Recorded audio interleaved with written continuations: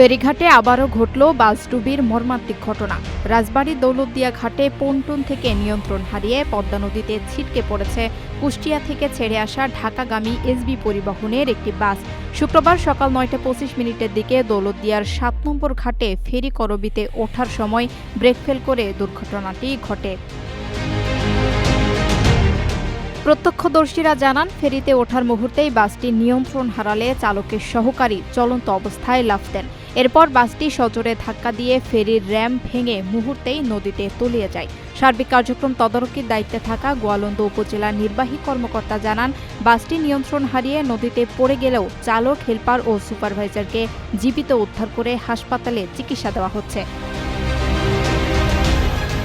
এদিকে ডুবুরি দল পানির নিচে বাসটি শনাক্ত করেছে এবং উদ্ধারকারী জাহাজ হামজার সাহায্যে সেটি তোলার প্রস্তুতি চলছে। তবে আগে থেকেই যাত্রীরা বাস থেকে নেমে যাওয়ায় বড় ধরনের কোনো প্রাণহানির ঘটনা ঘটেনি।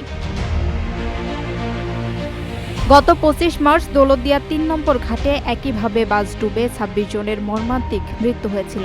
ওই ঘটনার পর ফেরিতে ওঠার আগেই সব যাত্রীকে নামিয়ে দেওয়ার কঠোর নিয়ম করে কর্তৃপক্ষ। সেই নির্দেশনা মেনেই এসবি পরিবহনের বাসটি থেকে যাত্রীদের আগে থেকেই নামিয়ে দেওয়া হয়েছিল।